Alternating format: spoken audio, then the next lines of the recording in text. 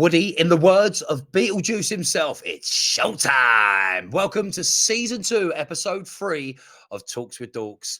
It's called TWD meets TFG, and that will become relevant later. Woody, how you doing? I'm doing very well. This is slightly different. It's just me and you. It's just me and you at the moment, and we're not used to this. I mean, I'm used to doing a dual podcast, but we're missing one of our members. Tony, unfortunately, we've had enough of him. We've sacked him. He's not coming back. Can't deal with him anymore. He's too much like me, and he's too much like Ash as well. So it's just no. Only joking. Unfortunately, Tony couldn't be here at this time that we are recording, and as you can see, I'm not in my usual. If you're watching on YouTube, surroundings, I'm at my radio station recording, which I've done before when we were just recording with me and Ash. I've recorded a couple of times here, and as Woody's about to find out, when I'm in the radio, I can do all kinds of things like this. You are? Yeah, I'm Wow. back. Yes, I've got sound clips coming out of my ear holes, and I've got loads to come up. Some that are relevant, what we're going to talk about. But let's talk about the big elephant in the room, and not even an elephant in the room. The big thing that's coming up. We've got an exclusive Woody coming up on this show. We have indeed. We have got an interview coming out in the middle of this episode. Me and Ryan will switch over. It's me and Ryan again doing the interview, but we're looking forward to showing you guys that interview basically. Yep, it is with Tree Frog Grading. So if you're a card collector of any kind, if you collect cards, especially Pokemon cards, because they, let's face it, they are the biggest card collection in the world, I'd say anyway. I know all about them. Yeah. Tree Frog Grading is one of the leading UK grading companies for cards, and we have got the owner, Katie, coming for an interview. And I'm really excited about it, Woody, because we've already recorded that part. It was fun, and we've got some exclusive Talks with Dorks. What's the word I'm looking for? Talks with Dorks. I don't know what word you're looking for. So a collaboration with Yeah. TFG that is absolutely awesome. And I'm not gonna lie, we know what it is because we've recorded it. But is it me, or did that make you feel like this podcast is growing very quickly? Because we've Yeah. got something that other podcasts that are bigger than us have. Yeah, and some people may have seen a little sneak peek on the TikTok. We did a few TikToks recently, and one of the clips, if you've noticed it, maybe you haven't, Ryan let out a little teaser there I of did. what it may Because we be. thought that clip was going to come out after we'd released the interview, but let's face it, we just wanted to get it out. Yeah, so some people may have seen what it is, but we'll wait until the interview to announce it, eh? Tree Frog Grading, and like I said, it was so cool because obviously, again, we'll explain how it come about in the interview itself. But obviously, there's a comic book shop that I go to called the G Zone in Worthing, and it was all because the owner passed my details on to the owner of Tree Frog Grading, Katie, and said, "Get in touch. You might want to do something." And she was well up for coming on straight away. We give a very short notice. We got it involved, and it worked out so well. I'm so excited for people to hear it. It did But indeed. I until we enjoyed it. until we get there, Woody, we've got some other stuff to talk about. It's We have. news coming out of our ear rolls, and there's been a few trailers. I've gone to see a movie that I've been excited about, very very excited about, and actually very happy I went to see it because we'll talk about that in a bit.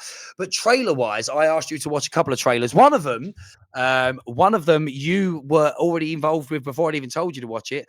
And what better way to introduce what trailer we're going to talk about than the man himself saying it? It's showtime.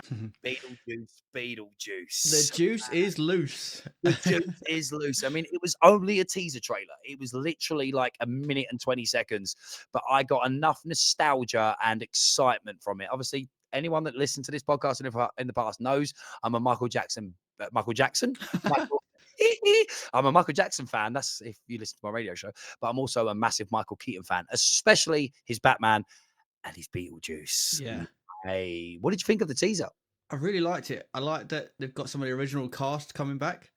One of the questions I had for you is it a carry on from the first one or is it a complete remake? Like I couldn't. No, it's a carry on. Okay, okay. That's why the cast is back. Obviously, one of the cast members that won't be in it, and I'm pretty sure I see it. You know, they're at a funeral Yeah.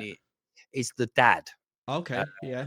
I sort of was like, I wonder why is he dead? I didn't know if he dead, but he's actually still very much alive. But he got himself in a fair amount of trouble. Okay. Yeah, he was. I don't want to make without like googling what it actually is, but it was something he shouldn't be doing in a sexual way, whether it was with minors or with sexual assault in some way. But yeah, and it's because that guy was in so much stuff. I remember him in what's it? Not Mac and Me. What's it? Howard the Duck and stuff like that. Big star, but yeah, was naughty. Very, Yeah. very naughty. So instead of just dropping him out, they've killed him off. Yeah, that's a good way of getting rid of him, I guess. Yeah, Yeah. what's really cool is it gives you that the choir singing the song. Yes, I wrote that down. I wrote some notes for this, so I actually prepared for this podcast. I was making some notes, and that is one of the things that I wrote down is that they brought back some of the original songs, which I love Beetlejuice for. Anyway, Jenna Ortega as well. Wednesday Adams has joined, and that's yeah, a perfect casting for Helen. Is it Helen Bonham Carter? yeah, yeah, yeah, Helen Bonham Carter's daughter, I yeah, think she's playing. Perfect casting because she's like it's a very emo casting. She's perfect. We know she can play that sort of character because she was amazing as Wednesday. yeah. Go on, what was you going to say? So I was just going to say that the release date for that is 9th of May this year, so we've not got very long for that to come out. The Or is 9th that, of May? or is that the release of the full trailer? Because that's what it said on there. Well, if it's I'm going to point out. I mean, if you don't get a relevance of the 9th of May, I'm going to have a quick look. Beetlejuice. That was the date it had at the end of the trailer. Okay, let's have a look. It will be released. It's set to be on September 6th. It's coming out, so it Okay, must be the full so trailer. yeah. Okay. I But wrote that down because I was like, is it coming out then, or is it the trailer? well, you know what is relevant about the 9th of May? No. Wow, you're my nephew, are you? Oh, your birthday. Yeah. Like, Yeah. do you know what? I've got a little clip for that one, right? EA Sports. Go fuck yourself. Yeah, it's your birthday. It's my birthday on the 9th of May. So all the listeners want to buy me a present, just send it to Woody's address, which is No. There's so many things that happen in May. It's crazy. yeah. Again, I know we're talking about Beetlejuice, but obviously I'm so excited because again, mentioned it a million times on this podcast. I'm a huge Kevin Smith fan. I listen to all of his podcasts, and obviously Kevin Smith is one of his most famous creations is Jay and Silent Bob. Yeah. And the night before my birthday, my other half has booked tickets to go see a live recording of Jay and Silent Bob Get Old. I cannot fucking wait. I'm Yeah. so literally going to do everything I can to try and get him to record a little clip promoting this podcast. Imagine if we can get Kevin I'm Smith. sure the listeners will see that everywhere if that happens. Oh, mate, fingers crossed. Or even if I could just mention it on the because they record it usually and put it on Spotify. So little nod, get us there. He Yeah. who dares, Rodney. He who dares. But anyway, it's back to this guy. I'm the ghost with the most, babe. I like it. I like these little sound bites. Oh, do you know what? Ash actually hated them. Like this is one of my other favorite quotes from Beetlejuice. Nice fucking model. I like it. The I thing like is, it a lot. that's you only saw a couple of seconds of him, but he looks good for a man that's in his 70s to be playing a character like Beetlejuice again. He Yeah. looks so fucking good. Yeah. And you just know he's going to be so much because Michael Keaton's fucking awesome and he's going to play this so well. I've got so much high hopes about this film. He, But then saying that, I had high hopes for The Flash and everyone else didn't like it. yeah, he came out of the little original model village in the trailer, which I really liked. I love the nods to the original one as well. Like basically, the whole trailer is a nod to the original Beetlejuice. And it's done by Tim Burton again. And Tim Burton has got such an amazing mind. He doesn't make many bad things, Beetlejuice, Batman, Michael Keaton, Yeah, all the Johnny Depp film. Edward Scissorhands was Tim Burton, I believe. I think it was. Yeah, I think it was Edward Scissorhands. What was the other one he did with him? Willy Wonka? Was that Tim Burton as well? Yeah, I think so. Yeah, there are loads of Tim Burton stuffs. But that's enough about Beetlejuice. There's another trailer coming out that for another movie that I've seen every single one. I really, really hope you are. And are you sure you like these sound clips? Because I've got loads for this one. Yeah, go on. This is the next movie that's coming out, and it's number 4 in the series. It's Bad boys, what you gonna do? What you gonna do when we come for you? And that's the fact. And that's next, Miss Nose. Now, hey, dude, you gotta learn the words. We usually only do the chorus. these films. The third one was good. I don't think it was as good as 1 and 2. Have you seen all of them? Yeah, Yeah. yeah. What's your favorite? The first, I think. I think The the first one. Yeah. Is it because of my favorite clip from that movie? And again, I've got another Here one. we go. Come on, I've got another one, but you know, like as soon as you play it, it gets played, you're gonna go that. This is my favorite scene in that movie, and it's the scene I think of the most when I think of Bad Boys. Is this one? Hey, freeze, bitch! You freeze, bitch! Oh shit! I'm fucked. Now back up, put the gun down, and give me a pack of tropical fruit bubblicious and some Skittles. That is the classic. It's just how serious they are when they've got their head out. You free bitch. Bad Boys 1. But what I love as well about these films that continue on, that all the stories are linking in. I love that from Bad Boys 2, even in number 3, and he's in the clip for number 4, Reggie is still there. The guy that comes to date Marcus's daughter in the second one. And that is, again, when I will do a sound clip of that being a second, but we need to break up. What did you think of the trailer? I liked it. I liked there were some unique camera shots in it. I noted that down in my notes. When the like his first like 20 seconds of it, with the gun is pointing at him, and it's like POV from the gun. It looks really cool. I can't wait to watch it. And the reference to Skittles as well is back in it. Yeah, exactly. I noticed that. I was like, Yeah. yeah, I know what they're pointing there. They're going over the glory days. Yeah. But I mean, Bad Boy, like I said, Bad Boys 3, I've only ever seen it once, I think. Obviously, it's the one, if you've not seen it, spoilers, that introduces Mike's son. Mhm. I found that story because that was weird because you know him as just a playboy. It turns out he's had a son the whole time and he's nasty. Yeah. Nasty. But he's back in it as well. He was back in it. And I'm quite excited. I hope they flesh out him as a more of a good guy, like maybe an anti-hero kind of good guy. Because if I remember, he teams up with at the end. He turns on his mum, doesn't he? And teams with him. Yeah. Yeah. Yeah. And again, like that, I can't wait to watch this one. And I hope I'm right with this one, I've got it written down that it's coming out June the 4th. Is that right for this one? I'll have a look for you. Shall I Yeah. have a look?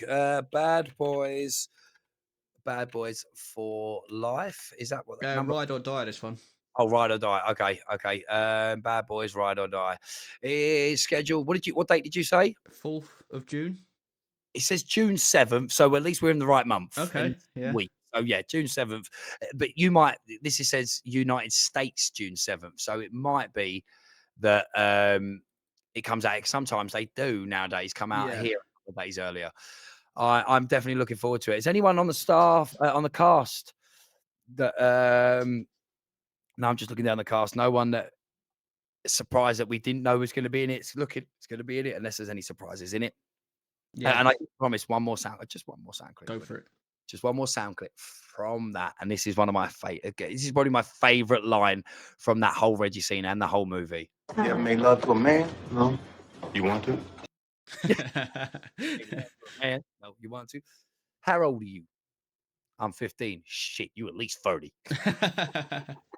And you know when I'm there, it's gonna be chitty chitty bang bang, motherfucker. I could quote that scene, or that is literally such a fucking amazing scene how they do that. Yeah. Anything else you've seen that we could talk about? No, but I know you've got something you want to talk about. I don't want to make it all about me, Woody. All right, I want you to talk about it. Have you been watching anything, or have I just had you too busy doing podcast stuff? No, I literally haven't. I've been working. Working every and podcasting. Working and podcasting. Well, there is that film I went to see. I've been very excited about it. And don't worry, I'm not going to play the theme tune. It's just hang on. Actually, I'm going to quote you. What's that noise from? That is from the car. Whatever it's called. I don't. Whatever it's called. Yeah, I can't think what it's called. Oh, it begins with an E. Can you think about it? I can't. No. You're trying to quickly. You're thinking. Can I Google it? No, I just had something pop up in the corner of my recording. I was like, "Oh, it's nothing. Don't worry." We find out this hasn't recorded. Ecto 1 is the name of the car. That's it. I went to see it Sunday in Screen X, which is the one where it goes. Have you ever been to Screen X? I've never been there, but yeah, I know. Oh, it's really cool, like because it spreads a screen around you. I went with Brad. We were both really excited about it. Obviously, I've loved every single Ghostbusters movie that is to do with the originals, not the women one. That is an abomination. Spoiler-free review because a lot of people probably haven't seen it. If you're a Ghostbusters fan, you're going to love this movie. I'll be honest. Obviously, Ghostbusters Afterlife is the one. it has a lot of emotional ties because the main story about that, I know you've not seen it, I don't think, Woody, Nope. but Ghostbusters Afterlife is to dealing with the fact that Egon, who's one of the original Ghostbusters, isn't going to be a Ghostbuster anymore. He like it literally opens scene, he passes away, and it's to deal with that and deal with the emotional ties of his family. It's his daughter and grandkids that are the main cast of the movie, and obviously the original Ghostbusters appear. Very emotional. This one doesn't have the emotional appeal about it, but it definitely has the Ghostbusters feel, and especially if you're a fan of the real Ghostbusters cartoon, because it's just like a live action version of a real Ghostbusters episode. It was so cool. It's fun. I love the cast. Maybe one of the niggling points is that there was a lot of cast in this. You had the original, not just in it for a 5 minutes like it was in Afterlife. They're in it throughout. And the new cast. There's a lot of cast to sort of deal with. So it's trying to flesh out a lot. But I personally think that they're gonna, because there were certain bits that was in the trailer that people were excited about that wasn't in the movie. And people have been like, why wasn't it in it? But the director, Gil Keelan, has come said, listen, we had to edit things. Wait for the Blu-ray. There's going to be even more Ghostbusters. So it's going to be even longer. And I really, really can't wait for that. Okay. Have you watched any of the Ghostbusters since we started telling you to do homework? No. I still need to get around to doing my homework. Maybe when the baby's here and I'm just chilling and I've got a baby to be up all Oh, you night with. got to chill when you got a Yeah. baby. Well, when I'm up doing the night feeds and stuff, maybe that's when I'll be able to sit downstairs and watch some TV. To be fair, that's exactly what I did with Ronnie because he'd be up late at night and I've got videos of me laying there and we're watching Stand By Me, Ghostbusters, all kinds of things. Because Yeah. it's like, okay, Ronnie's going to get educated. And obviously, you can educate the baby on the things that we're trying to get you to be educated on. Yeah, every double education. Double education. Obviously, we're going to make a point. Obviously, I can't remember if I actually brought up about the fact that Tony will be here later in the episode. We hope. Yeah, we hope so. I think you mentioned it at the start. Yeah. Remember, it's been so long now since I said that. Yeah. Tony isn't here right now, but we're hoping that, and it's going to be weird because it's actually going to be the first ever segment of Talks with Dorks without me involved. Yeah.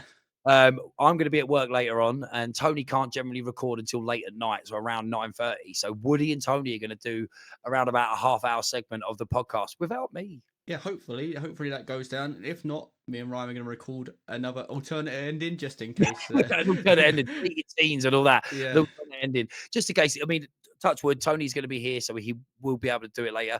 If not, we will wrap things up after the interview, just me and Woody, and it'll be slightly shorter than we planned. But at the end of the day, it's just the way things happen. And like I said, it's going to be very weird for me to not be involved in that segment because, I mean, come on, let's face it. I've been involved in every single part Every single one, yeah. One rule about you. If you do not mention my name every fucking minute, I'm going to be well pissed off, all right? This is mine and Tony's final plan. Get rid of you and we'll take over. Yeah. I'll take over. You're going to be the new Triple H, yeah? Okay, fair enough. Okay. Cool. You're not allowed to record without me. No, to be honest, I'm actually quite excited because it means I'm going to be able to listen and watch this without knowing what's going to be said, which is weird. Yeah. Obviously, you guys are going to probably talk quite a bit about the wrestling side of things that's happened. Me and you are going to approach that in a minute.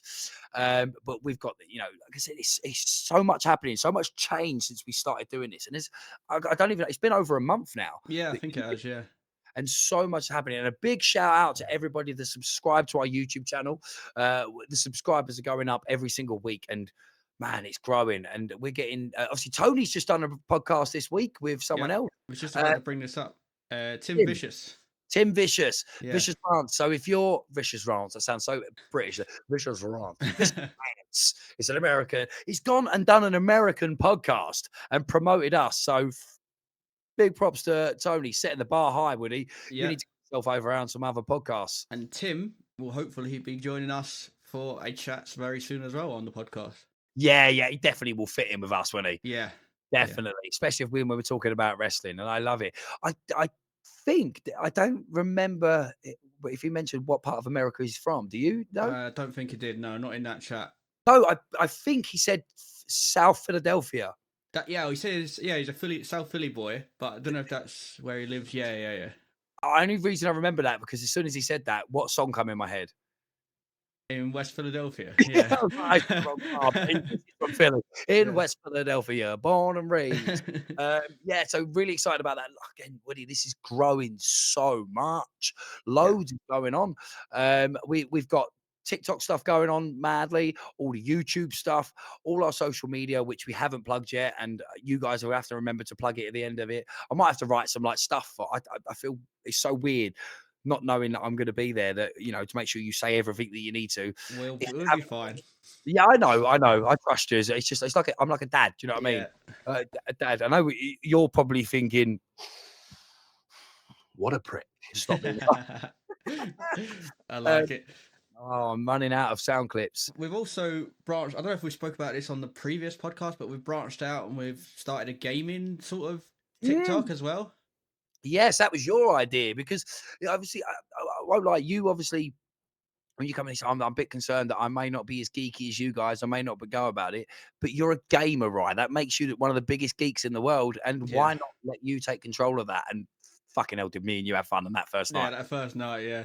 Yeah, I actually sat down and recorded a whole Fortnite game the other night. Won, and the recording froze. So No. you got my reaction to me winning, but no gameplay. Oh, you got to get that out. I want to see this now. I want to see Yeah. this.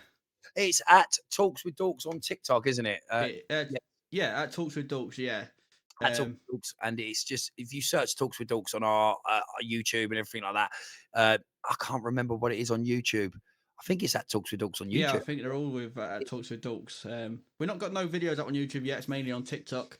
We're just doing little clips, but yeah, it's really exciting of It's how. because me and you, it was so funny. He was like, I'm going to come up with this channel. He's like, I've just posted a clip from it. And I was like, okay, so I wonder if I can make a clip from it. And like, I've used CapCut, but not really. And I made this clip, boom, boom, boom, done. And then we posted it. Like, right, it's getting likes and views. Do another one. We just we did about 9 clips in one night, didn't we? Like trying to keep the momentum going, and like overdid it because like the last video we posted got 2 views. Yeah. Well, I think it was 15 last time I checked. Yeah, but it's an exciting little side track to the podcast, and we're hopefully going to be doing loads more little things, little off. How would you say it? So, spin-offs. Yeah, spin-offs. That's it. Spin-offs coming of all kinds of things, and that's what I'm saying. This is going to keep growing, man. I really, really am excited for when we can get out and go. See, I know you and Tony have been talking because you live near each other, of getting out and doing some cons maybe together. Yeah, I want to try and organise some cons what we do together. I really want to do what I've seen on our YouTube channel. You can see that last year I went to London Anime and Gaming Con and got the press pack and was able to do recording and do stuff. I want to do more stuff like that. I want to take over your life with this podcast and hopefully make some money from it at some point. Because wouldn't that be nice? it would be great. Yeah, I get 70%, like 8% each. I'm just saying. Merchandise. I want to do merchandise as well. Tony's in talks of that. You're doing the gaming side of it. Tony's got the merchandise on his thing. We've got loads to come up and talk about. Will he do a time check on me? Because I feel like So we're about 23 minutes in for the recording. So we've got about 7 or so minutes left before we get to do about it. So I think the next question is, what do you guys want to talk about? yeah, I like it. Oh yeah, I've been waiting for that one. I like it. What do you want to talk about, Woody? Again, you and Tony are probably going to delve quite into the wrestling side of things, unless you've got other things to talk about. I know Tony's very excited about it. Well, I mean, I literally posted a story the other night of the setup, obviously, because usually I record at my mum's, but I set up my studio at home because Tony was like, "Oh, we'll do something. Let's do something." And I know you were like feeling a bit left at, like, I can't fucking record. I'm working. I'm sat in a lorry, thinking, oh, I really wish I could be there because they're talking about what I really want to talk about. What happened on Raw, and we'll get into that in a second. But really excited about it. I posted the story, and then Tony texted saying, "I can't do tonight, dude." I was like, "Right, I'm just going to leave that up. I'm not going to take the post down because we will record." But yeah, if you saw that picture, this is not the studio I posted. I'll take a picture of me and Woody before we wrap up. So wrestling, Monday Night Raw opens with Cody Rhodes coming out and starts going on about everything that's going on. Oh, and I've got a wrestling promo clip, but it will go into, and I don't know what. Fuck it, I'll Just do the do quick. it. Just do the quick bit.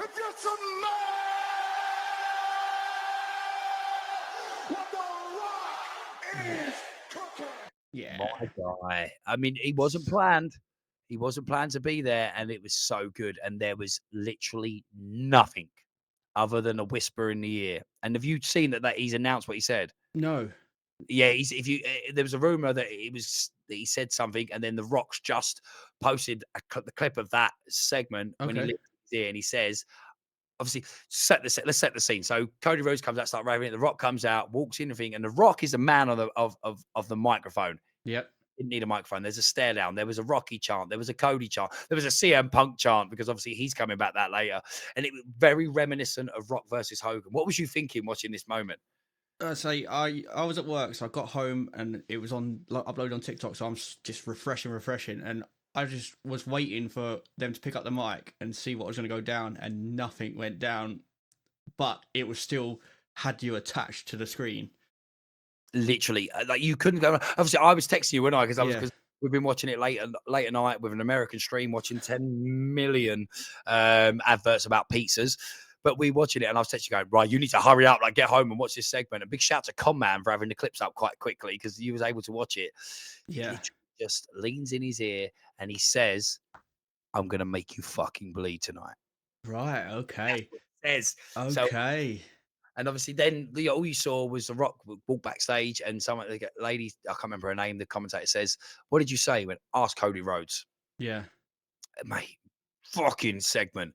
And That what that led into, the whole Raw was probably one of the best episodes of Raw in a long, long time. absolute sellout crowd as well. To the point, did you notice the stage was different? Yeah. Yeah. The stage was It- much shorter, so they could have people behind the stage as well, where rather than having it up to the sky and you Yeah. lose all them seats. It was It was sold crazy. out, absolutely sold out. And I mean, again, I don't want to drive it on because you and Tony are going to talk about it, but obviously you guys can go into what happened with The Rock and Cody later on. But that segment, fuck me.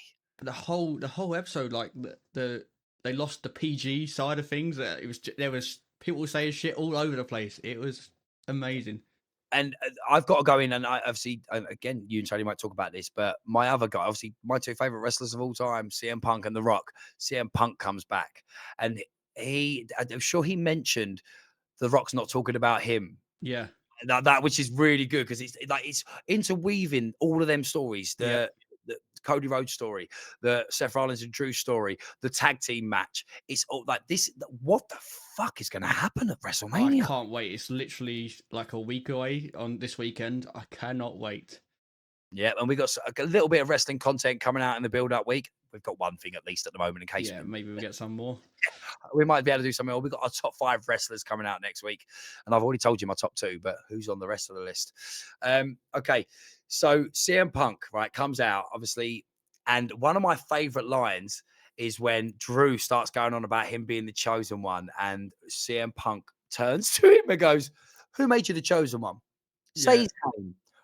and he couldn't say nothing. Or I mean, I'd love to know whether that was planned or not, Yeah, it. because that was great.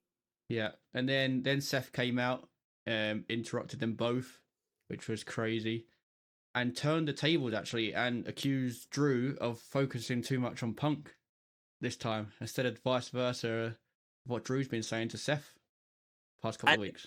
Drew obviously made a comment about what about CM Punk being a commentator. And Yeah, this is what I love this bit, because I'm telling you now, this moment did not go to plan. He said about CM Punk doing commentary for their match. And then Seth come out saying, "You can't talk about the World Heavyweight Championship match without the World Heavyweight Champion." Yeah, yeah, yeah. Let's put it to the crowd. Do you want to see CM Punk do commentary? And they kind of all went, "Yeah." And then everyone went, "No, no, no, referee, yeah, referee." yeah. That was mad. We were messaging that night, and I was like, "Do you think the WWE will now do a U-turn like the Cody thing if they want it that much?" Well, they handled. I mean, I'm not gonna lie, they handled that so well because obviously, I think they expected the crowd to say yes, we want him to be the commentator, Yeah, but they said about referee, and obviously Seth turned around and says, well, unfortunately, that's his counting arm. He can't. And CM Punk just it jumps up. goes on the floor. Yeah, 1, 2, 3. yeah, That goes it. But then they kind of turned it back around to say, look, no, let's do the commentary thing. I mean, they might do a swerve and make him guest referee, but I'm happy. CM Punk's great on the microphone, and I loved him when he did commentary back in the day. So I'll be in for that either way, as long as he's involved in Mania. yeah. I've heard rumors that he's going to be there both nights commentating. Oh, So good. that's something we can maybe look forward to seeing or hearing from him on both nights. Oh, mate, I love his music. Look in my eyes. Yeah, and My it went down, didn't it, in Chicago? Oh, it always does. That's Yeah, his and that he yeah, said that as well, didn't he? he Like, did. Yeah, there was another bit that where he said something where I keep getting phone calls. I've had people are ringing me left, right, and centre. They don't understand what's going on.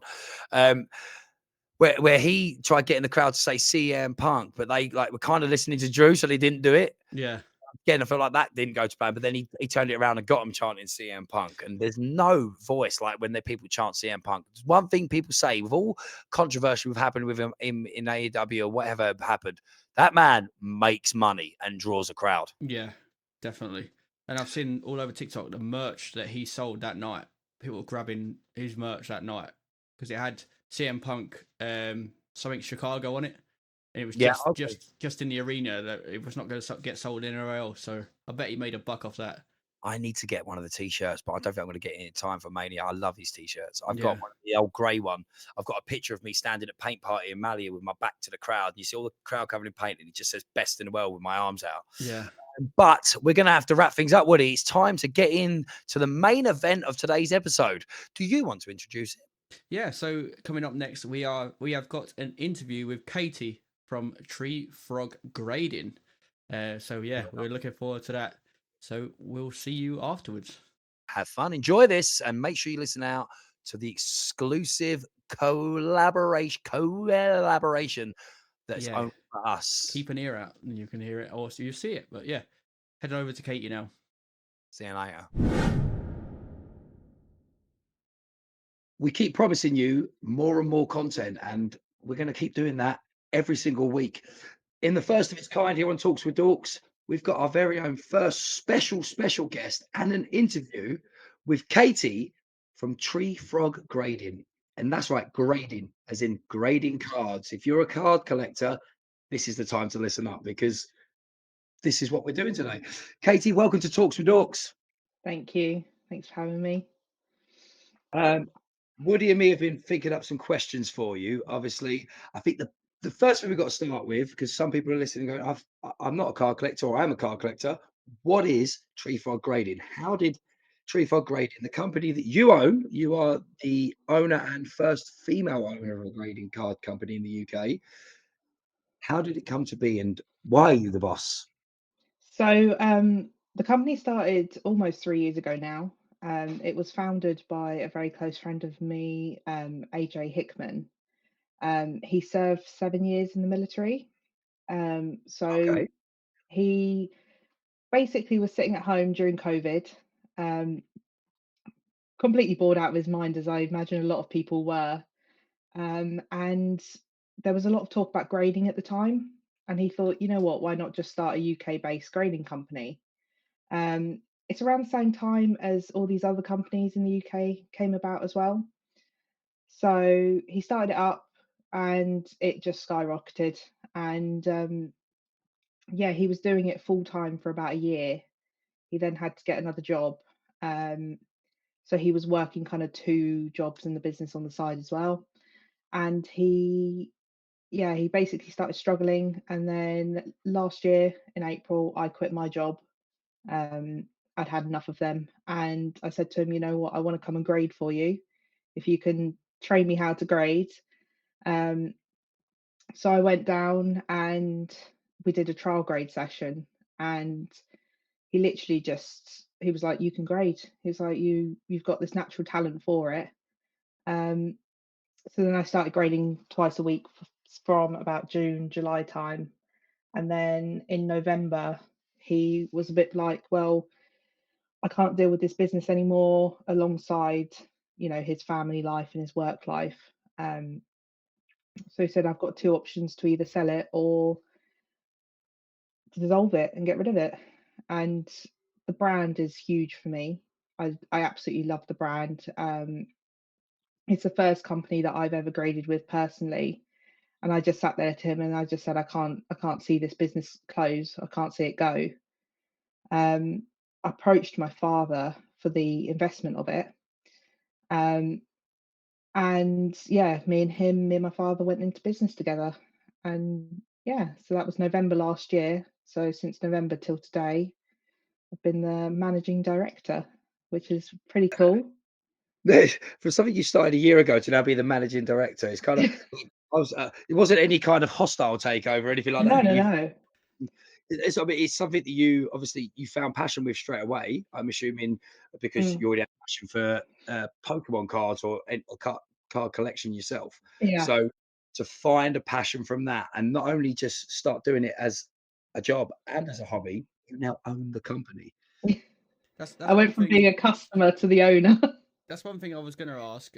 What sort of cards are you into personally before you got into the business?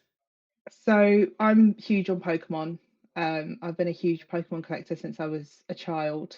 I started through like all the black and white era, which is a very early set. There's not a lot of it around at the moment. Um, but as most collectors, I phased out as I got older. And then about 2020, I was over on holiday and I was seeing my best friend, and she was like, "Oh, Pokemon cards are still being made." And I opened one pack and that was it. I was just Straight sold. back, straight Um, back to it. yeah, Yeah. straight back to it. And yeah, I've been collecting for the last couple of years, growing my portfolios of everything, all these different cards and sets, and now obviously going into grading and doing all of that. It's a huge market, and I think especially like Pokemon's big as it is, but when you Yeah. get into the whole grading scene and you go into Magic, Yu-Gi-Oh, I know MetaZoo's dead pretty much, but MetaZoo is still around. You've got things like new and upcoming like Akora, that's quite big, and then you've got collectible TCGs. There's just so much out there at the moment. There really is something for everything and everyone. There's such a market for these cards. Like I said, Mm. I was never a card collector, but I've got a stepson who 2 years ago he went crazy for Pokemon cards, and it was costing every last penny we had. So I kind of got into it. I mean, I was into it in my way. Rather than collecting the sets, I was just giving him folders of shinies and GX cards and all the V stars and everything like that, and then the normal cards. We were right into it. So the market just went boom again, didn't it, out of nowhere. And Yeah. there is only, I mean, up until we really had a conversation, I didn't even know if grading was happening in the UK. I just thought it was an American thing, and you had to go to the two big names in America. But that's also something we discussed the other day. Obviously, your company is a UK based company, but the market isn't just restricted to the UK for you, is it? No, so we deal with worldwide. So at the moment, I've got a couple of customers in the Netherlands. We've dealt with America. So we're kind of spreading out. It's very slow because, as you mentioned, there's three big companies in America. Um, Oh, free. yeah, PSA being obviously the biggest, but they've been around since like the 1980s. They've been around for a long, long time. So the whole UK market is still very new. So we're still branching out to these other companies. There's also loads of other companies in Europe, but we fully deal in worldwide. We'll happily accept and return any orders that come in from anywhere in the world, and we have done successfully, which is really great. What's your thoughts on that? So you think this company is started in the UK, and the fact that, like I said, it's only been a few times, you've reached to America where the three biggest companies in the world are, people are coming to you, which is, I Yeah. mean, It's a really good, really good thing to have. Yeah. So one of the cards actually from one of our American customers, it's called a Moonbryon, and it's an Umbreon VMAX, and big Umbreon reaching for a moon. It's about £500 raw, about 450, £500. Um, and this guy from America sent us his instead of wow. sending it Wow. into America, which is great. It really shows that obviously there's people out there that do truly believe in the system that we have, because we are very strict. I will definitely say we're very strict as a company, but our consensus is people would rather know what's what the condition of their card is and what's actually going on with it, rather than hey, it's just a 10 or it's just a 9, and not really having that understanding. We offer all the subgrades on our label. So you'll see all of the markers for centering, corners, edges, surface. Um, we even offer a service called a report grading.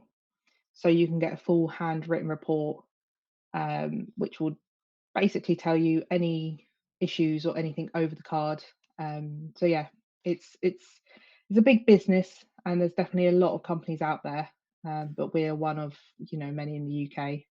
So, could you walk us through the process? So, if I had a card or a bunch of cards that I wanted to send in, what would be the process for someone that wanted to maybe So get their cards graded? the start is obviously you can either place an order through the website, for the you can see all our service levels there. We also do work with a shop in Worthing called the G Zone. You can you can basically hand in submissions and pay through them, and I personally go and collect it and deal with them. Um, Shout out to the then G's, by the way. yeah, shout out to the G Zone, This is great how place. it's happened. um, so then we bring it back. It gets processed in, so we put a little like order number and what service level when it's come in, to make sure we keep up with our turnaround times. It goes through our grading process, so then it gets looked over. We have what we call a caliper, which is what we measure the borders with. We use magnifying lights, and we look quite up close on the card just to look for any scratches, any issues. That then goes into our system. So we have a really cool system that we just put in all the numbers which correlate to our grading standards. And that number, we then send that sheet off to the printers. They'll print out our labels because we use a small business for our labels, and they ship it back to us. And that goes in a plastic case. We weld it together, um, pop it in a sleeve to protect the case, and then that gets shipped back or returned back to the G Zone, where the customer can either, receive it by post or go and pick it up in person and open it in store. It's really interesting. So I was just thinking of something when you said about the fact that you are obviously very strict, you're very particular. Like most things, I'm assuming are there companies out there that like basically they'll just grade your cards to give you a grading. Like with everything, there's always like a cheaper, quicker way of doing things just to get a grading, which probably isn't going to hold much stick anywhere. Yeah, so to to kind of put it in a perspective, because obviously every company has their own standards. Mm, There is no one standard in the world. So every company has their own standards that they've developed. Um, Ours is developed off the American grading standards that there are. yeah, Um, so we do follow quite closely with Beckett in America, but I know, so with our centering of a 10, if you want to get a perfect 10, that's a 50-50 with us. I know with PSA you can get to a 60-40 and still get a 10. Okay. So the standards are different wherever you go. So there will be some companies where it is easier to get a 10. There will be some companies where it's very hard to get a 10. I feel like with a 10 with us is one amazing because your card is a 10. We have two 10s, so we have a Bravo 10 and an Alpha 10. Our Bravo 10 it's got some minor imperfections, but it's still a 10, it's still a pristine card. Our Alpha 10s there's absolutely nothing wrong with it. It's well centered, edges, corners are perfectly smooth, and the centering and the surface and everything is, there's no scratches, there's no minor dents, there's nothing. It's just smooth, pristine. It's what every collector wants, basically. Um, so yeah, we have two 10s. Bravo 10 is the most common. Um, Currently, it used to be, before I started grading, it used to be about 5% of our entire inventory was Alpha 10s.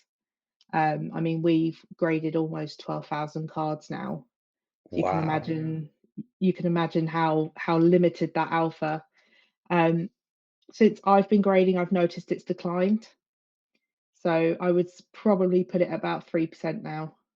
that are Which out there. it's a positive, isn't it? Because it means Mm, you're taking more care. yeah. You're the cards. Because I mean, one of the stories I've seen on TikTok or something like that is the Logan Paul story when he had the card that was graded like a 9.5 or something, and he opened it, and he was saying how he had to be one mess up, and that card's not even a 9.5 anymore, and he sent off, and it came back a 10. So that was, I mean, that was a risk because I Yeah. mean, the card was already worth a lot of money, so he was going for either a lot more money or none. Mm. Yeah. I think that's the thing when it comes to grading as well, and especially when you send to America, you can only imagine how many employees they have sitting there, grading day by day, looking at loads of different cards. Um, so it is obviously grading is great because it does give you an idea of the condition. Um, but especially in these bigger companies, you do find that their standards and how they return those grades can differ from grader to grader. Um, it's just the difference between humans. For one, obviously they all have standards, but what I may think is, minor wear on all four corners, someone else might think it's more major or less, or so it's subjective, but the set of standards does kind of make it less, less margin for error, basically. Yeah, I can imagine that sending from UK and sending to America, the wait time would be a while as well to get your cards back. So it can be. We've come out about 6 months ago to about a year ago. The wait time off the top of my head was about a year for PSA. Okay, In the recent times, they've gone down to about 40 days now. right. Um, but they get millions of cards through every year. Yeah, So you can imagine, obviously, they do fall behind. One of my friends recently had a PSA return, and that took over a year. wow. Um, so yeah, it's difficult when you use a bigger company. Obviously, you get the return because when you put it on a secondhand market, you'll get that return.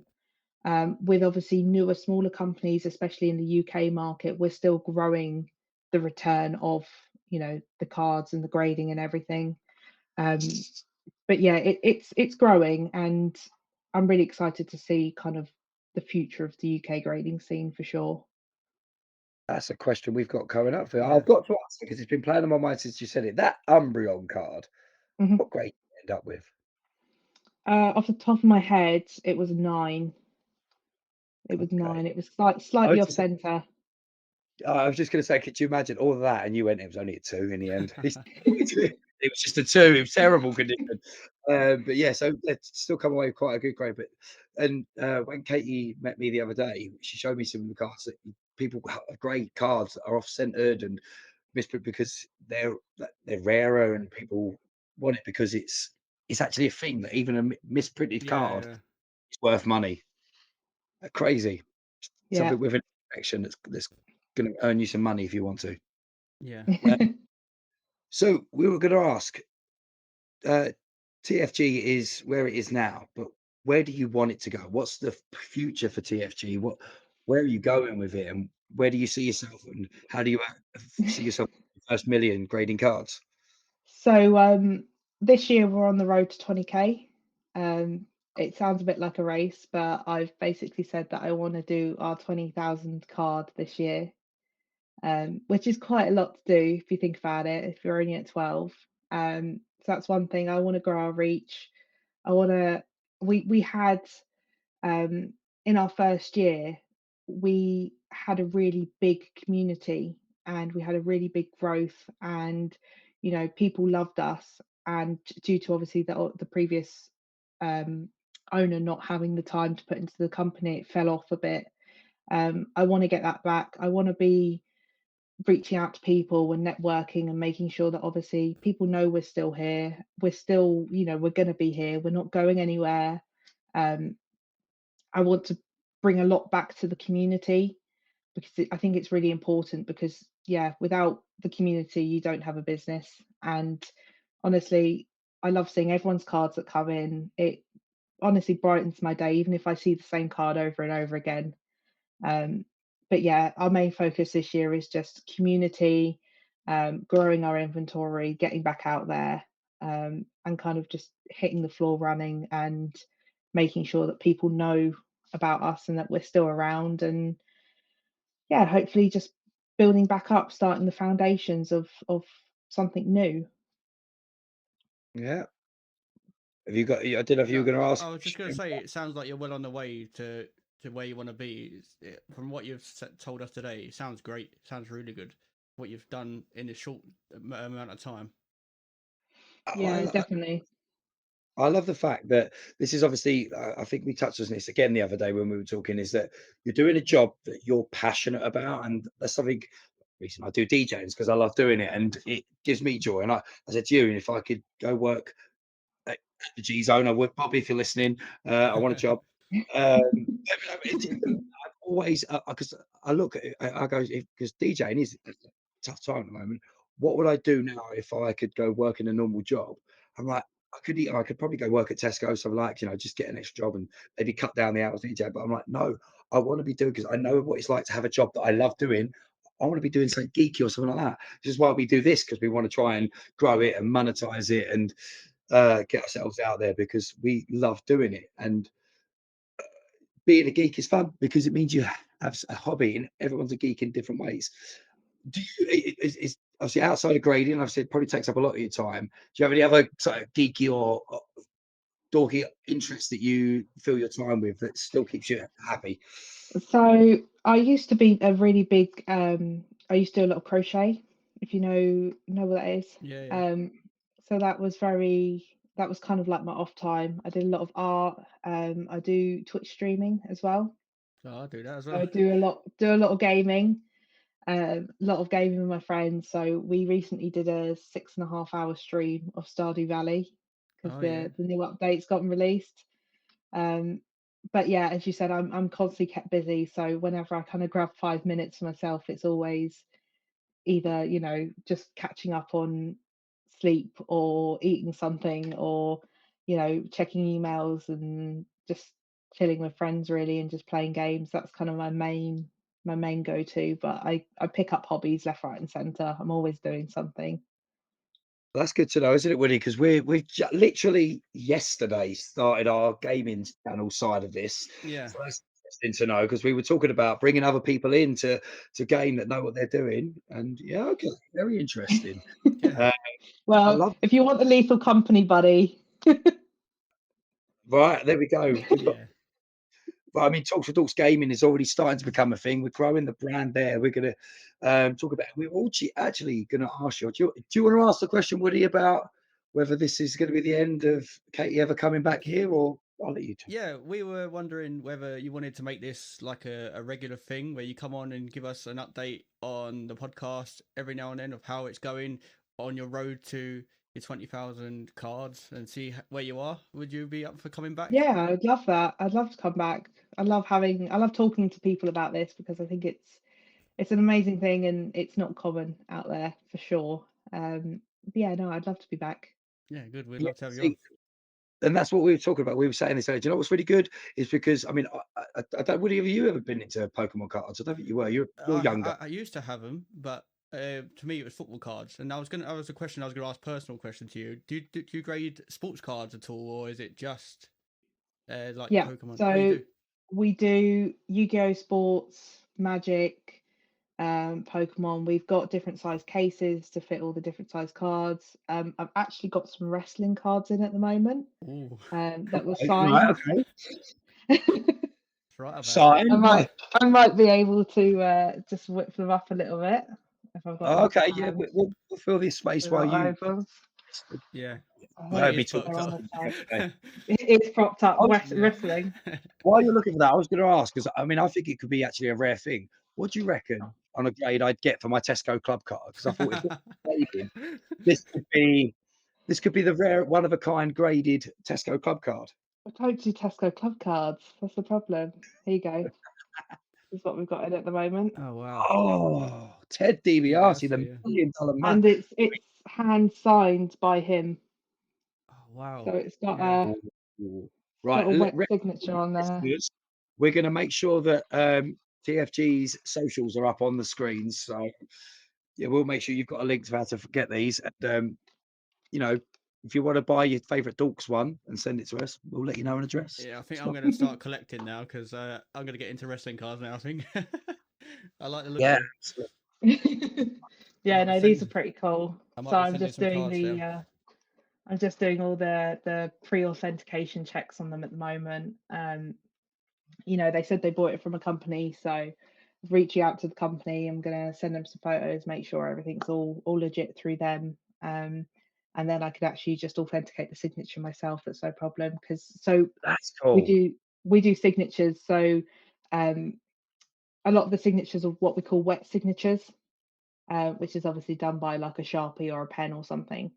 Those obviously need to be done through online, cross-checked with a load of other signatures that that person has done. Um, you do also get like signed cards which are printed like that. That's not a signature, but it's still a signature card. Um, so yeah, it's there's so much that goes into it, honestly. Yeah, it's really interesting. It's what I'm saying that like when we said we want to keep growing this, we want more of this, and I love hearing about stuff like this because, like I said, I'm not into Pokemon cards, but want to find some cards. Maybe I should open them, Thomas, the Tank Engine ones that I told you about. I don't know if you noticed, but a few months back, we went into a charity shop and they had 25 packs of, I think they were like 97 or 98 Thomas the Tank Engine car, still not opened, and they Yeah. were £25. I took them straight down to the G Zone as we was walking back past, and Bobby, the owner, went, "I'll give you a tenner for them." I was like, "Well, hang on." If you're offering me a tenner straight, he did a little Google search as well. I was like, if you're offering me a tenner straight away, I'm holding on to these. Yeah, yeah. Keep hold of it. I'm not silly. I know my market. Wins, Rodney. He who dares wins. And for anyone listening, like if you're into poker, I know like my nephew Kyle, he's been listening to the podcast straight away, so he's gonna love this. He's into card collecting and grading. My other nephew Mickey said he's gonna start actually finally listening just because I said I was bringing you on. He's like, I've not listened to one episode, but you're talking my language, so I'm coming. Make sure you use TFG. Make sure you obviously let us know that you use TFG, because then when Katie comes back, we can have updates and we can speak to you. You guys can send questions our way, and you can get involved. We can talk about. Katie can tell us how bad your cards really were and how nice she was to grading and stuff like that. We can get you a little discount code as well if you guys want a discount code. It's absolutely no problem. That'd be awesome. We'll get you a little Oh, 15% discount code for our right. services for You your heard it listeners. right here. Do you know what? I like that because that's going to grow listeners. We're gonna make sure that's promoted properly. So it'd I'll be get it like sent over to you. I'm feeling like Steve-O at the moment. I listen to podcasts. I mean, he gives away stuff with discount codes. We get our own special discount code. Right, that's going to happen. Yeah, Definitely so going to have my stepson's card coming your way. we'll put that in the description of this video. We'll put all the links to Katie and Tree Frog Gaming in the description as well. Grading. Grading, yeah, I said grading. Did I just say gaming? Sorry, Hey, listen, I heard gaming. I heard sorry. you said it so smoothly as well, like that. Even thinking Tree Frog Green. Yeah, I Yeah. apologise. Before we start wrapping up, though, I feel like now we've all loosened up. We've done all the business talk. Is there any fun stories of card grading? Have you had been sent any like fake cards and you've looked and gone, really? Are you actually trying this with me? Do you really think I'm that stupid?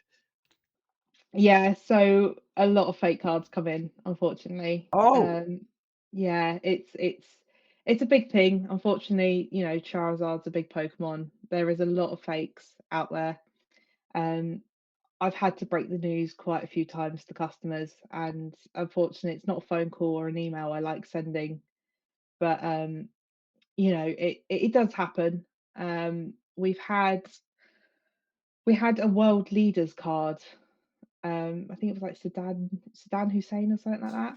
Just Wow. a random world, literally. I had to grade it, and it just came in. It was authentic. It was fine. But that's probably my weirdest card. If you really want to know the weirdest card, Wow. I can imagine you there now. Like, babe, what would you give Osama bin Laden? In mint condition, but this is Osama. literally, I was with the old owner at the time in the office, and I was like, "Why are people sending this in?" I was just like, I mean, we've had a few laughs, but I've got to ask what the picture was because I know I remember the video of the last ever video of Saddam Hussein. It wasn't anything to do with that, was it? I think it was him just in front of the flag Oh, right. or Okay. something like Cool. that. It was just him in front of a flag in a suit. But yeah, I world leader cards. Wow. Yeah, I could see British humour being that they've made a card where he's. I don't want to say it on a podcast, but Yeah, I don't. where he's not here no more, and that picture. Like, look, it's a shiny one as well. That's British humour for you. That would happen. That probably is something out there. Maybe no, I'm not going to suggest us Yeah, doing don't. that. Wow, world leaders. Okay, yeah. I don't want to say Putin's name in case he's listening. He's around. He's still here. Wow. So, I mean, do you think anyone's ever sent you a fake card to test you? Like think we'll send them a fake one to see if they clock it, see what they do. Possibly. I know the old owner had it once, where he got sent a fake card by someone he was quite close with in the community just to test to see if he knew what he was doing, and obviously he caught it easy. It's fairly easy to spot a fake card. It really is fairly easy to spot a fake card. But unfortunately, there is a lot of parents out there, a lot of kids' collections, and they don't really know what they're looking at. But most of the time it's all authentic cards that we do see, but yeah, you do get the odd fake. But I'm hopefully, touch wood, no one sent me a fake card to test me. But I wouldn't know because they wouldn't tell me. So No, I suppose, yeah, that's what I mean. That I just thought, I'm sure that is again because there might be some serious collectors out there that are like, well, okay, this company, I've never used this company before. I heard good things, but I want to test them. Do you know what I mean? See what you do with this. It's a really good looking fake card because I'm not seen that. I've seen some really bad looking.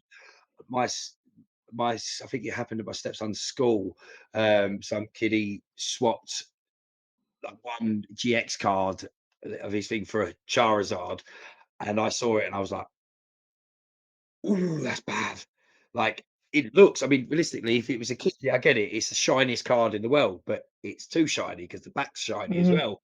That's not yeah, a Pokemon card. no, Um, and when we went to Spain, you could get packs of Pokemon cards out there for €1. So yeah. that's where money was going on. I literally, I was like, "This is gonna weigh my case down." We had like a pile like this coming back from Spain of cards, and he was like, I'm opening one pack. It's got 6 shinies in it." I'm like, Let's have a look at these cards. Yeah, these aren't real, mate. Not you sure this one? No, it says Pikachu. It doesn't say Pikachu. A pack for you, just a pack a box. Do you know what I mean? It's not right. So I can sure, yeah, the community is quite rife with people trying their luck. Luckily, standards are high. Yeah, I spot it pretty much within 2 seconds. I open the parcel and I know it's a fake card or not. So good luck getting past me, but Yeah. it probably won't. So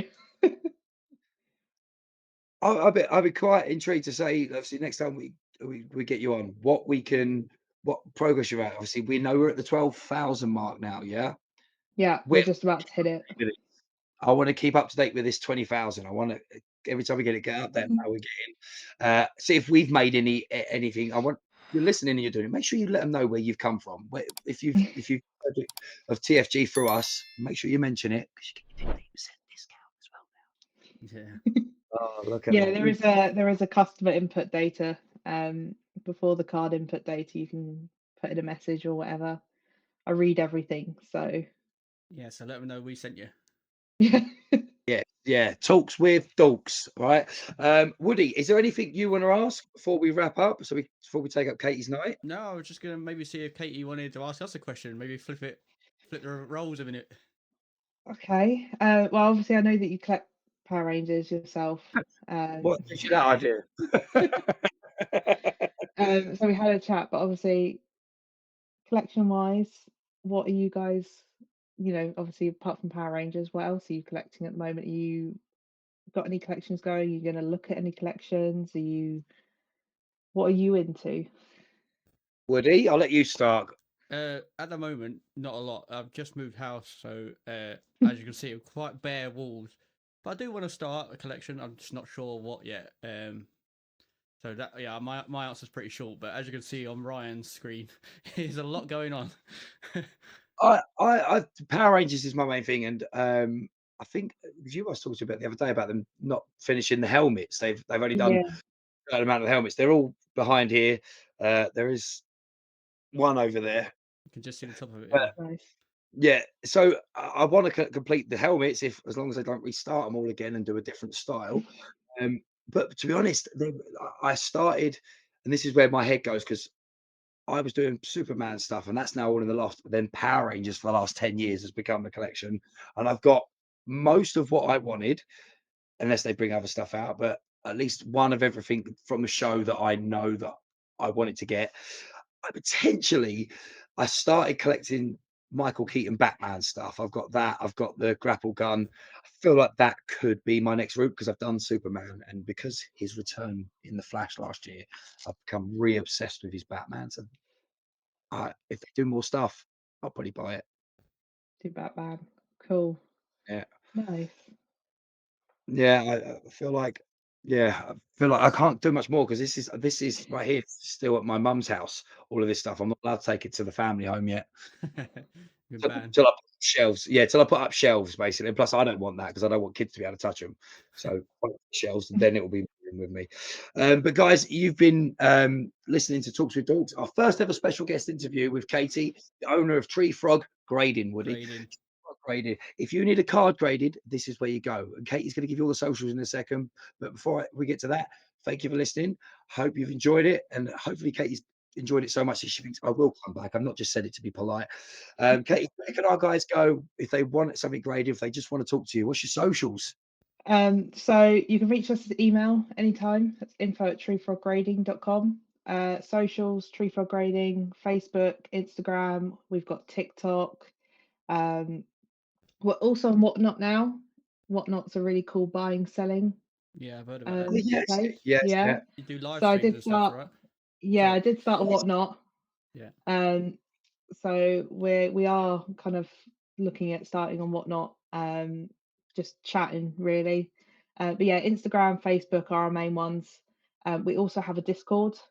So if you do go to our Instagram, we've got a link tree and you can join our Discord. That's where we chat. That's where we have all our community. You'll find me in there all day, every day. But yeah, you just Tree Frog Grading and we'll come up. We'll come up definitely. Yeah. And the website itself, did you give us the website? So it's www.treefroggrading.com. Simple as that. Easy. Simple. And we will, like Kate, I'm gonna keep saying, I'm sure I'm really proud about this. Like we got a discount code coming. I love it. Podcast now. We're gonna get done for adverts and everything in it soon. I can't wait. Make some money off YouTube. Gonna make sure we get our discount code. We'll put it up in everything where you can find it, and it's just for those that have. We're gonna make sure it's just for those that have listened to this episode. We'll tell people it's going to be there, but we'll make sure they know they have to listen to this episode. Woody, anything else you want to ask Katie before we let her go? I really We're in. appreciate your time today and coming and having a chat with us, and look forward No to worries. your Thank you guys for having me. the road to Road 20,000. to 20k. Yeah. Road to 20k. Yes. We're We're gonna going to hit start this. We're going to set this as like one of our things. We're going to help you with it. Whether you heard that there's a TikTok, we've got to make sure as soon as we finish, we go and follow the TikTok. Yep. And you can see some of our content. We've got loads coming up as well. And there's so much more we could talk about. There's stuff like card cons and stuff like that Katie's doing too. But we're going to save that for next time because you never know. Yeah. Be more conversations we could have with it. Katie, thank you so much for being a part of this. Thank you for being our first ever special guest. Any final words from either of you? I'm all good. Be looking forward to the next time. Yeah. Woody? See you later. Oh, you stole my line. Right for now.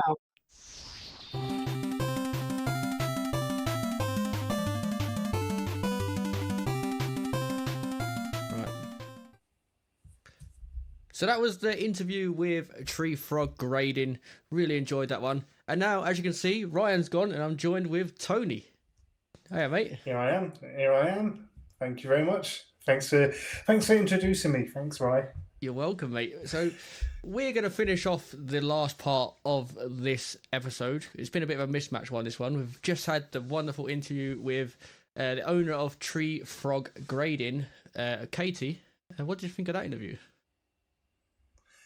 I think it's really cool. I think that we've doing exactly what we set out to do. We're building our Dork and Geek network. We're bringing other businesses in, and I think that's sort of our mission statement from the beginning was to build and grow, and bring in other people, bring in other audiences, and what a way to start. Really happy. Yeah, and she'll be coming back for plenty more episodes as well. She's already said she wants to come back and give us some more updates, so hopefully we can all be there next time, and we can all interview her and see how the progress is going on her 20,000, well, progress to the 20,000 cars that she wants to hit by the end of the year. Yeah, I look forward to it. Yeah, so, Tony, I've got something for you. So, what do you guys want to talk about? So Ryan played that for me earlier on. I thought, right, I've got a little soundboard. I can do this as well. Yeah. We have to talk about it, don't we? Yeah, we do. Yeah, we do. Literally do. Oh my god, that's all I want to say. Yeah, and I think that sums it up, man. Is I'm not going to get into massive like armchair booking with this or fantasy booking. I'm not going to go into sort of like the ins and outs of what's happened. I just want to talk about the moment. Coming off that scorching episode of Raw, and more so the Cody and Rock segments, just building up that road to WrestleMania. I have never been this buzzing for WrestleMania in my adult life. Yeah, exactly. This is the next level. Me and Ryan were saying earlier on how intertwined all of the stories are getting now. It's so good. It's so good. That's the thing, people clamoring for the Attitude Era, right? There's not a pocket of internet with wrestling fans in that you're not going to hear about. The Attitude Era was the best, or lapsed fans saying Attitude Era, this, that, and the other. And I think there's layers to that. So some people will be like, it was just better because it had Stone Cold, The Rock, and The Undertaker in their prime, and that was one thing. Another thing might have been the sort of over violence, the ECW kind of vibe to some of their matches where things were just needlessly violent. Yeah. And then of course for I guess me and Uncle Ryan being in a certain age bracket, it was just full of tits and ass as well. Yeah. And that's what women unfortunately were used for back then. But another key component I don't think many people think about is that intertwining, how one segment leads into another, how someone's feud can have a domino effect and a butterfly effect. And that's happening right now. So right now, we've got Cody, whose main rivalry is against Roman. Watching week in, week out, you might not think that. You might think it's actually Cody versus Rock. Yep. Which is its own rivalry. But then at the same time, you've got, so let me try and break this down and make it make any sense. Is you've got Cody versus Roman, you've got Cody versus Rock, but then you've got Cody versus Rock and Roman. Yep. It's almost like three different rivalries going on at the same time. And then you're introducing Seth as Cody's like lead avenger, Yep. Then you've got Seth feuding with Drew. You've got Drew feuding with Punk. You've got Rollins feuding with Punk, and that all connects. So then, it's perfectly within reason that Drew and Punk could have something to do with the tag match at WrestleMania. Yep. Which then puts them in the whole Bloodline story. Which then what happens on night 2, because Cody and his Avengers against Roman and his crew, which I've got an inkling we're going to see a lot more of his Bloodline family turn up at Mania. Oh, yeah, I like to that. have some huge end game situation going on. Yeah. So just to elaborate on that a little more, it was a while back. I was scrolling through TikTok lives, and there was a fella, I think his name is Max Wrestling or something to that effect. So we'll find his name and we'll put it down here in the edit, right? Yeah, let's do it. So he was doing a live, and some fella kept asking to join his live and be a co-host of it, and it was I can't remember his name now. There's quite a few of them, obviously, but it was one of the Usos' cousins. Right. And this Max guy was like, "Fuck it, shall we just let him in and see, what happens? See what happens when this guy embarrasses himself." And he accepted the invite, and boom, it was this guy. It was one of the Usos' cousins. So that like all the people watching the live started firing off questions, and there's a lot of like, "What's happening at WrestleMania?" questions. Are you going to be at Mania? And going to be paraphrasing completely because it was actually like just after Christmas this was happening. But the fella said he can't be at Mania due to some legal issues and him traveling around, but he can't. Basically, he couldn't confirm or deny if the entire living family of Roman is going to be there. Wow. So that's the seed planted to me. It might be bollocks, but it's got me thinking. Is there going to be this huge, bigger than we've ever seen brawl, rivalry, fight, tag match, multi-man thing going off? Cody's Avengers against the Bloodline. Yeah, because we both think that it's going to be Bloodline rules, don't we? We think that it's going to be Rock and Roman win the tag match, so it makes it Bloodline rules on night 2. Yeah.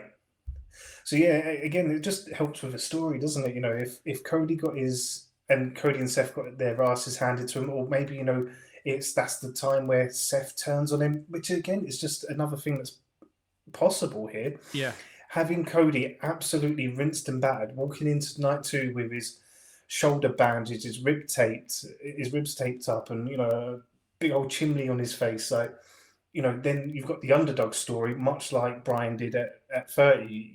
Is showing those war wounds and overcoming that. And again, that's something that's believable. We've seen him work at an excellent 5-star match, shoot injured, with his torn pec. So that'd be perfectly believable if he is, work hurt. So yeah, it's crazy. Everything's possible. There's so many things that you've not mentioned. The Usos they're fighting. They're also going to be one's on one side, one's on the other. You've got them that can get involved at some point. Like the whole thing is just crazy. And this is something that's really interesting. Is for the first time I feel like as a wrestling fan who kind of goes beyond what you see on TV, we kind of just at default now we fantasy book and we plan ahead and we say we think it should be or we think it could be. For the first time ever, I genuinely believe all the ideas and all the little fantasy books that I come up with in my own head are actually perfectly plausible. Down to like, will Stone Cold and Cena be there because they were on that side of the truck during the Raw fight? Yeah. And we know Papa H loves sprinkling those little hints across his program now. So yeah, could that actually be a thing? We are a week away now from Mania, and I cannot wait for Saturday and Sunday. Both nights, and because night 1 actually sets up what is happening at night 2, and it's not a case of like where previous 2-night WrestleManias have been almost 2 completely separate shows. These 2 shows are very intertwined. Yeah.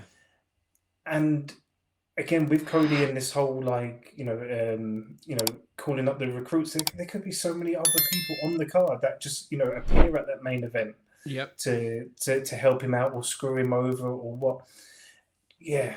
And there's just so much to unpack and so much to go at, and we're a week away, and I'm going to say it again, I've just never been so buzzed. I'm so excited for this. I sent you that voice message telling you and Ryan how horny, aroused, erect, wet, damp, and dripping I am for this whole thing, and it's an understatement. Yeah, best Mania ever so far. And if WrestleMania 40 ended up being the WrestleMania that tried to come but ended up pissing, I'm going to remember the build-up at least of having a really, really good time. Yeah, as me and Ryan said earlier on, the Raw, the last Raw that it was, it's probably been the best Raw in decades, in my opinion anyway. it just had everything. It went non-PG at parts. Like it was fucking nuts. Yeah, with like the bullet point promos between Seth, Drew, and Punk. God, did that go left? And did they do well to take it far enough left as they could without actually turning it into a huge clusterfuck? It was that close from falling apart. Yeah, Consummate professionals. They worked through it and got to the point, I guess. You had Cody saying "wankfest" or something along them lines. You had the Yeah, Rock yeah. swearing. Oh my! I couldn't believe it. It felt like just pure like old school WWE. I think. Yeah, I think it's the closest we're going to get. I think, going to what I started off with saying, people do clamour for the Attitude Era because they've got fond memories of it. Yeah. I think this is the closest that we can get to the Attitude Era without causing huge political offence.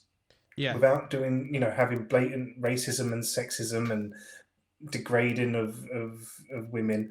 I think this is the closest WWE that we're going to have to the Attitude Era. And if it's just for the build-up of Mania and it kind of peters off afterwards, cool. I'm sure, business-wise with sponsors and contracts and all the rest of it, they've got stuff to look after. And if it's just for this to make Mania 40 special, again, I'm here for it. Yeah. But then I think as well, straight after Mania, pretty much in August, you've got SummerSlam. And the things that could come from Mania into SummerSlam, it could carry on from there. Onto there. Right, so this is something else I was chatting to a mate about. And not so much this isn't so much fantasy booking, it's just kind of like predicting what the future holds, and it's not that outlandish. Is, let's say Cody finishes the story, he gets it done on night 2, he's the champion. What's going to happen? He's going to get booed out of this planet within the 2-3 months, because that's what happens with wrestling fans. They're like, well, you gave us what we wanted, but we didn't want that. Yeah. And then, oh, we're bored. Oh, they're pushing him down our throats. Whatever it is, people decide to get on the bandwagon of booing the person that they've, held in such high regard. Yeah, yeah. So, what would that lead to? And, is it a case that, again, because Triple H is very clearly aware of how the audience works, could he play into that and say, like, maybe on night 2, Cody lives up to his promise of taking everything away from Roman, right? And that could be Cody taking away his championship. It could be him taking away his seat at the head of the table. It could be him taking away his bloodline. It could be him taking away his family. So then if that happens, what have you got? You've got Roman fighting from the underneath now by himself, while Cody's got the championship, got the bloodline, got his family all turned against Roman. That sets him up as a heel, right? Yeah. And could actually Mania 40 be the double turn? Or soon afterwards, could we see that happen and, go into SummerSlam, roles reversed, as people would be happy to? Because, Roman is fucking cool. You can hear cheers through the booze. People do enjoy seeing him. So it wouldn't be that hard, to get him back on side, I guess, and people cheer him. And because Cody's the champion, after people clamouring for it, of course they'll boo him. So, will we see that down the line going into SummerSlam? Yeah. Also, do you think The Rock's just going to disappear again after this Mania, or do you think he's around for a while? Again, everything's possible. Everything's possible. With him being, and it's no secret, he said it on TV, he's a part of the board. He is now the boss. He's the final boss, gimmick-wise, but he is the boss. So something tells me, he should be around the company a lot more. Whether that's turning up to live events or not, I don't know. Yeah. But again, can this story truly be finished? Cody's can finish his story or at least book 1, and then if he becomes champion, there's got to be a book 2. You can't just finish a story and say, well, I won now, unless he wins and retires, which ain't happening.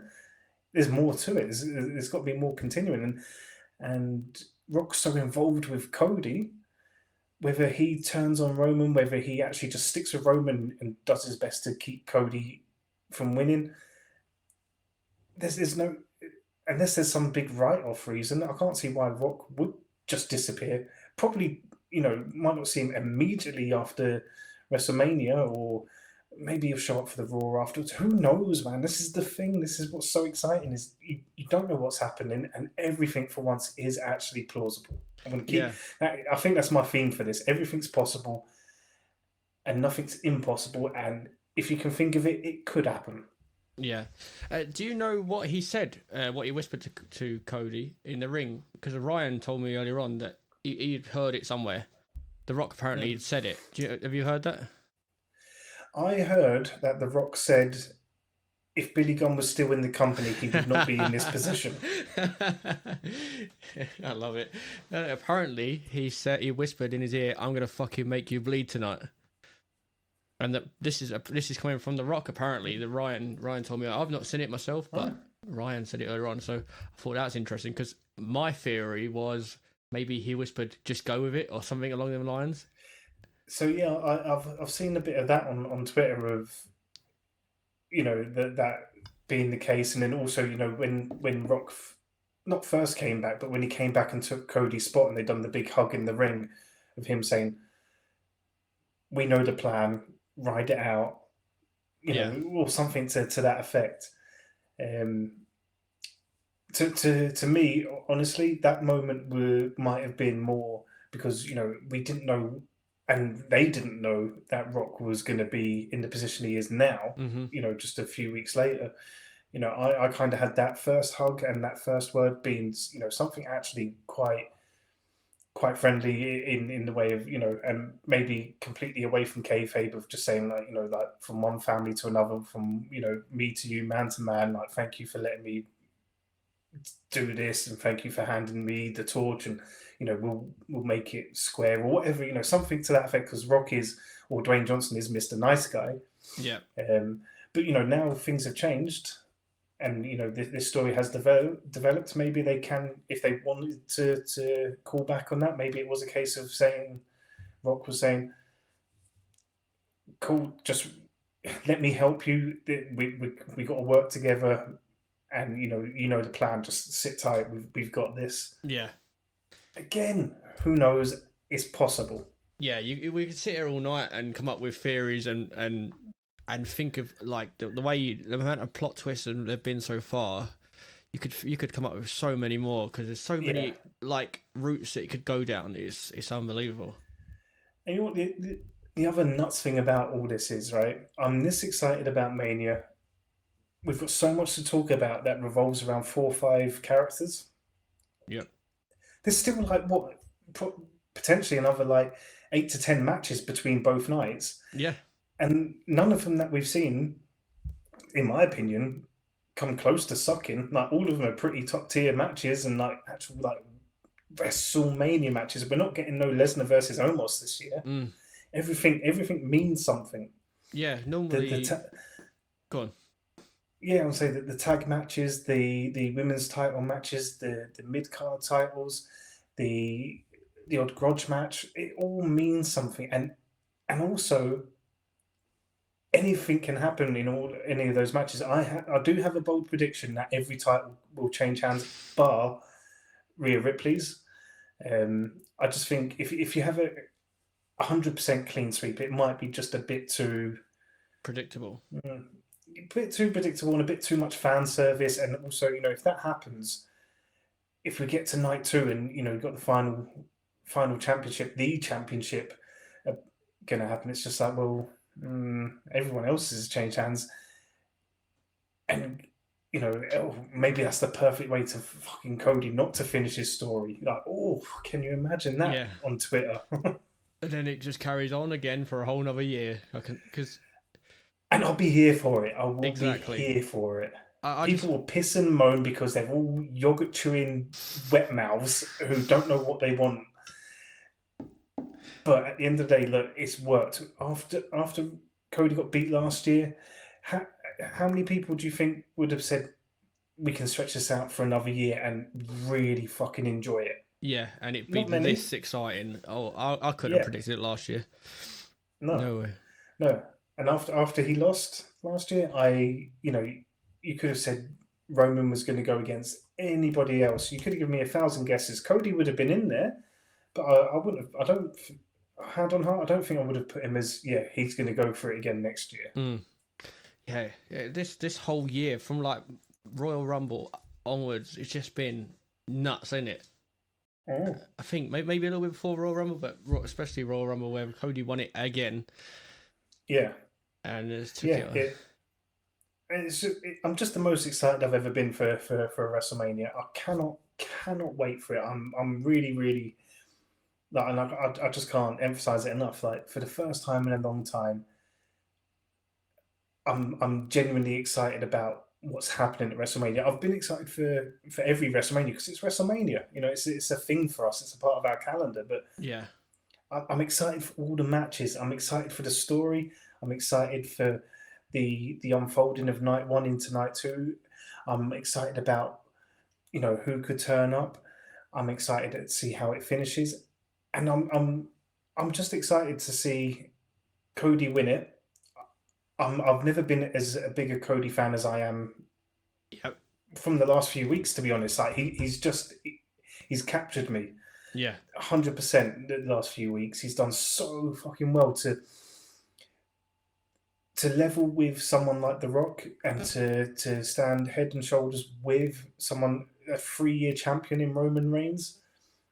Man, he's sold himself to me, and I'm completely like hooked now. Yeah, I completely agree with that as well. And it's the first time, like I think you mentioned it earlier, that I'm looking forward to both nights.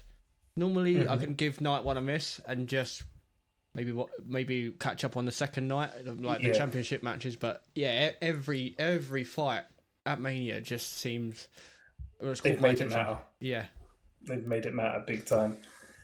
And like I said, and this is like we were talking a lot about Cody and we're talking a lot about Roman and Rock, and so we should. I mean, they are the main events for 2 nights, which hasn't happened before. And I know 2-night Mania has only been a relatively recent thing, but it's not happened before. So history in the making there. Definitely. But not to take away from the fact that Gunther's had like a however long reign, that could come to an end at WrestleMania. That could be a little bit of history there. Yeah. We could be seeing the split of the tag belts. That's a bit of history there. We could be seeing returns, even if it's for 1 night, or whether it's a semi-permanent comeback. We could be seeing all sorts happening. We could be seeing new champions across the board. We could be seeing upsets. We could be seeing things to celebrate. Man, we're a week away, and I don't understand why it's not happening tomorrow. Yeah. I'm very, very excited, and we've already spoke about we're maybe going to try and do something on TikTok Live over the two nights, because I'm sure I know me and you are free on the Saturday, and Ryan's DJing, but then all 3 of us are free on the Sunday, so maybe we can do something and go live and watch it. Yeah, let's try and do a little something. I mean, I'll be honest, I'm happy to go live and be a part of this and share, but I think come main event time, it's just eyes to the screen. Yeah, I've got to enjoy this because it's cinema. Yeah, but what we're seeing now is cinema. It'd be cool to get our reactions to something crazy that's going to happen, because something's bound to happen. It's crazy. Yeah, I mean, are we going to hear the glass shatter? Are we going to hear John Cena's music? Are we going to hear the Hardy Boys music? That's another thing that's flying around at the moment. I hope not. Like, I'm very much on board with them finishing up in WWE. Like, even if it's just a one-off match, just to say that was it. But I don't think a big clusterfuck multi-man ladder match is where Jeff or Matt need to be. No, I agree with that. I know it's their thing. But with all due respect, like they're knocking on 50 or very close. Very, very close to it. Jeff's been putting his body through hell for 30 years, and it shows. And like, it's not that a case like, oh, I don't want him to ruin the match. I don't want to put him at any more risk than he needs to be. With someone of the Hardys caliber, they can. Yeah, it needs to be on on a big pay-per-view platform. You can't have them finishing up on some SmackDown like Edge seemed to have done. They do deserve a big platform, but yeah, I don't want them to do it there. They can have a fun and some sort of gimmicky type of match, but I just don't want to see him flying off ladders and going through tables and all the rest of it. I'm Yeah. pretty sure Matt is still contracted to AEW, but he was at a Raw event, like not last week, but the week before. Yeah. Is that just a publicity thing? Yeah. Do you think they've just give him a seat in the box and thought, right, let's piss off AEW and get him here? Hey, who knows? Who knows? And because of that, I've seen, I've said a few times, everything's possible. There's a few things I don't think are possible where people on the back of Matt going to Raw, I've seen not many at all, 2-3 tweets saying, oh, is this like a unannounced forbidden door? Because it's WrestleMania 40, big birthday for WrestleMania, biggest story ever. Roman's run through a bunch of people that are now in AEW. So, I've seen people say, oh, maybe like Bryan and Edge can come back for one night and just be a part of Cody's Avenger team just to stick it to him. I'd love that. I'd love it. Is it possible? I really don't think so. No. I think, but in terms of like Forbidden Door, I think that is the one thing that is not possible. Yeah. Yeah, you've said it. Everything's possible, but maybe that's a bit too far, that one. Yeah. But maybe that's the straw. But, I wouldn't be against it. Yeah. I'd like to see it, but yeah, I just I think it got more chance of fighting on the moon than that happening. Yeah, definitely. Is there anything else you want to talk about while we're here? No, I think I've said it, and I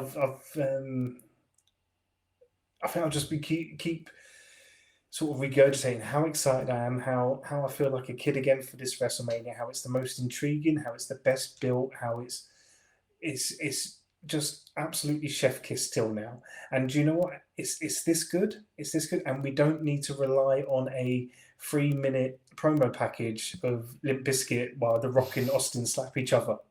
Yeah.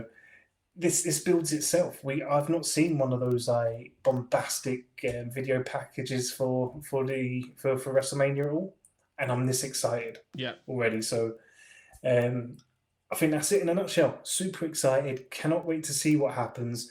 Whatever does happen, I'm sure it will please me, because if Cody loses, I'm straight onto Twitter and I'll be scrolling that probably until the following Sunday. If Cody wins, fucking clap, well done. What a story. On to not even chapter 2, book 2. Let's see what the fuck happens. Who's going to turn up? I don't know. Excited at the thought of it. All the matches matter. I'm very, very happy to see all of them take place, and I hope I don't end up falling a kip in the middle of any of them. I can't find a match that's a piss break. Fucking buzzing. Yeah, very much. It is WrestleMania week next week, and we have got our top 5 wrestlers coming out next week. They'll be here on YouTube and over on TikTok and wherever else, like Instagram, Twitter, all sorts of places. And hopefully we'll get a couple more little bits of content recorded on the lead up to WrestleMania. But yeah, this has been Talks with Dorks, episode 3. TWD meets Tree Frog Gaming. Grading. I always say gaming. Oh my God. But yeah, we had the little interview for the first ever interview on Talks with Dorks. And yeah, anything else? Anything last want to say? Yeah, just hit that subscribe button, do that liking and all that other good stuff that influencers say about all their content, and follow me on TikTok at Tony of Bingus. You can follow me on Twitter X as well at Tony of Bingus. Almost 2 different people. Very, very strange. But yeah, WrestleMania. Here we go. Yeah, and follow the podcast at Talk Dork Podcast everywhere you get your socials. So, adios. Peace out, you yogurt chewers. You're